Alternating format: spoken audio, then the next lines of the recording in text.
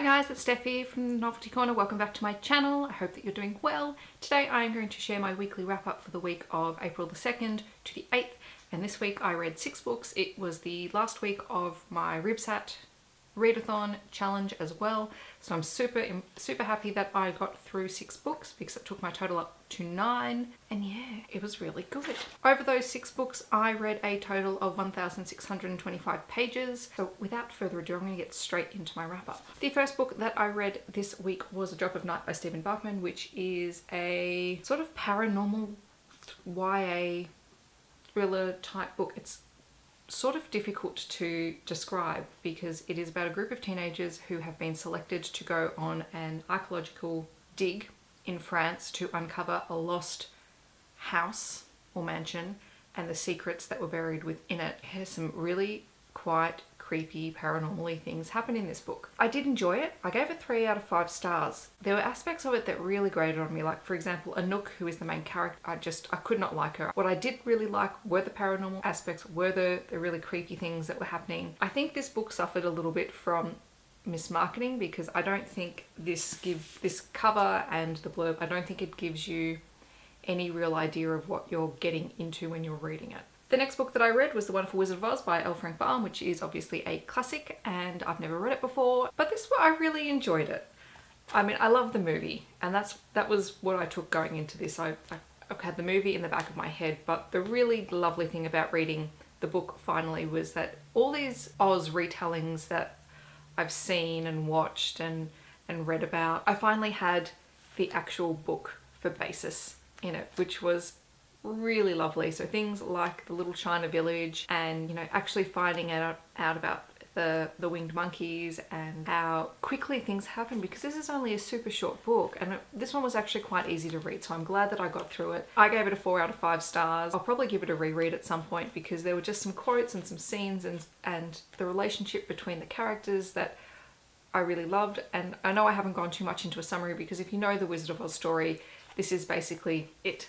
You know, there's not much more I can say. But yes, just a really good read. The next book that I read was The Stolen Child by Lisa Carey, which was a book that I received in a Goodreads giveaway. This was quite a dense book. And I don't think this book blurb really does it justice. So I'm going to do my best to sort of summarize it and give you an idea of what to expect in this. The best way to classify the genre of this book, it is sort of a historical fiction, magical realism book, and it is an adult story. And it is the story of these women who live on St. Bridget's Island in Ireland.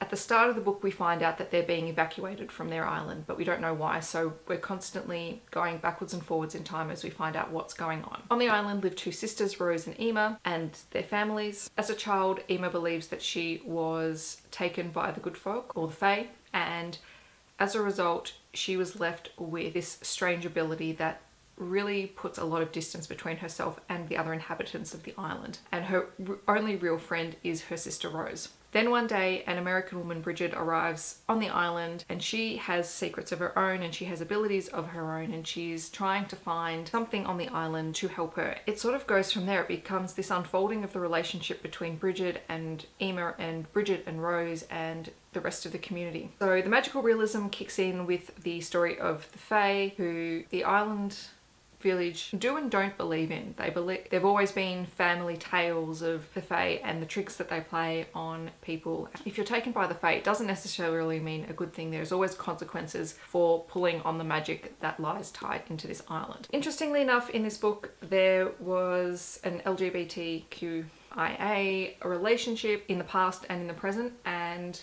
that surprised me because I didn't expect that in it at all, and I quite enjoyed it. There are also a few triggers in here that I think probably needed to be pointed out. There's domestic violence and there is rape in the book, and that could be quite confronting for some people. Overall I gave it 3.5 out of 5 stars. Then I read Through the Looking Glass by Lewis Carroll. If you've been watching my videos since I reviewed Alice's Adventures in Wonderland, you'll know that I didn't really enjoy that. Despite the fact that I love Alice in Wonderland stories and retellings, I really struggled with the first book. Through the Looking Glass was a little bit easier for me, and I think that's because the more commonly known aspects of Alice in Wonderland stories are taken from Through the Looking Glass. So in your head, if you picture all your Alice in Wonderland stories, they've really pulled from both books, but I found the most common elements that I was familiar with came from Through the Looking Glass, so it made it a little bit easier. In Through the Looking Glass, Alice climbs through a mirror into the Looking Glass world, and it's topsy-turvy and all sorts of weird and wacky things are happening. She finds herself in a world that's laid out like a chessboard, and she has to make her way across the board so that she can become a queen. As Alice makes her way across the board, she interacts with queens and the other subjects of Wonderland. So we have Tweedledee and Tweedledum. Humpty Dumpty is a character in this. I quite liked the aspect of the unicorn who thought Alice was a monster. I thought that was quite fun. This one I just found a lot easier to read and a little bit more engaging. Then I read Arrival by Ted Chiang, which is a collection of short stories. I think there's 8 of them to be exact, and each of them was so different. And man, if you ever read those books where you sit there and go, I don't think I'm smart enough to read this book, that's what I felt like reading these stories. I loved them. I spent a whole lot of time trying to puzzle them out and trying to understand them, but man, ugh. Okay, I'm going to go through each of the individual short stories really briefly. Obviously, I read this because I want to watch the film Arrival, and I told myself I wasn't going to do it until I'd read the book. So the first book was The Tower of Babylon, which is probably my least favourite story in the book, but it is really about these characters who are trying to build the Tower of Babylon to reach heaven and heaven's vault. And it's sort of a circular story, so it's really just about these characters who are going to help extend this tower, and it takes them 3 or 4 months to climb up there, and it's just this story about those characters and their beliefs. So that was quite an interesting story, but probably not my favourite of the 8 short stories. The second short story was Understand, which is about a man who finds himself with super intelligence, and that one was really creepy to see the way that intelligence can shape your actions. Division by Zero is a story of a woman who is a mathematician and has discovered a proof that determines that mathematics is inconsistent, and it just totally warps her view of the world, and just, it affects everything that she knows and how she struggles with that. Story of Your Life is the short story that Arrival is based on, about the sudden appearance of these alien life forms and spaceships on Earth, and the way that humans go about trying to communicate with them and the effects of that. 72 Letters is sort of a story about the traditional tales of the golem and how you can give things life. The Evolution of Human Science was a super short story. It was only 3 pages long, and it is really just that. I look at how human science changes the evolution of the human race. Hell is the Absence of God was another short story that I really liked, mostly because I do like stories that explore the impact of religion and belief on individuals and how that shapes them as characters and as people. So that one was really quite interesting because it is about angels and the after effects that angel visitations can have on people. So angels come down and they perform miracles, but there is always something that is left in their wake. So, some people die in these visitations. Some people are left injured or with disabilities after them.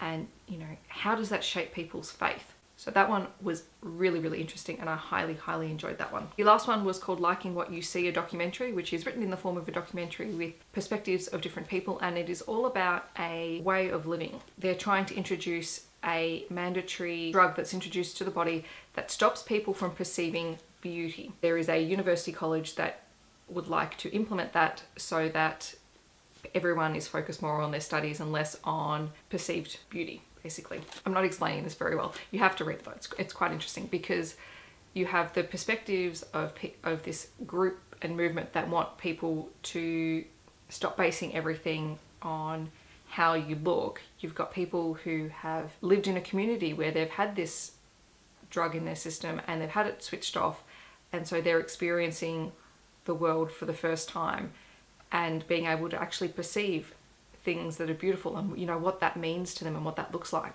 You have people who are completely against it. So you've got your drug companies and your media and your advertising who think that they're going to lose business because every marketing is all based on this notion of what is beautiful and what is not. It's all these stories are just so intriguing because they're that sci-fi futuristic sort of what if, and I really love that stuff because there's so much to think about, because you draw on things that are part of everyday culture, but you take it a step further and you go, well, okay, what happens if we do this? I gave Arrival 4 out of 5 stars. Definitely well worth a read if you like that sci-fi futuristic sort of stuff. The last book that I read this week was Murder on the Orient Express by Agatha Christie. I don't think I've read Agatha Christie in about 20 years. This was, you know, good fun to pick it up and have another go. It is a Hercule Poirot, I don't know, I can't pronounce that, forgive me, murder mystery sort of book, and Poirot has been recalled back to London, I believe, so he has to catch the Orient Express and make the journey, and along the way they are stuck for a few days in a snowstorm, and while they're stuck in a snowstorm with all of these host of characters on this train from all over the world, all different stations of life, a murder occurs and he must investigate and try and determine who the culprit is. There was quite a good twist in this book, and by the end of it I was just like, are you serious? That what? So I really enjoyed this one. I gave it 4 out of 5 stars. It was nice just to read sort of a more classic murder mystery sort of book to end my RYBSAT readathon. So these were the 6 books that I read this week. When I add them to last week's RYBSAT TBR, which was Flawed, Half-Blood and Bitten, I've come up with reading 9 books in 2 weeks, which is pretty awesome. Overall, it was a total of 2,908 pages, which is huge. And look at that. That's a huge chunk that's been taken off my TBR, which is awesome. It's a shame that I'm going to be filling in that gap very soon, but I got through all these books, which is really exciting. Let me know down in the comments, did you participate in RYBSAT over the last couple of weeks? What were your favorite books that you read? If you didn't, what have you been reading? Let me know. I want to know what people around the world are reading, because it's so interesting. Let me know your thoughts on the books as well. And if you've read any of the books that I have read, let me know in the comments what you thought of them, because I like talking about them. It's just so much fun. I hope that wherever you are in the world, you're having a wonderful day, and I'll catch you guys in my next video. Thanks for watching. Bye guys.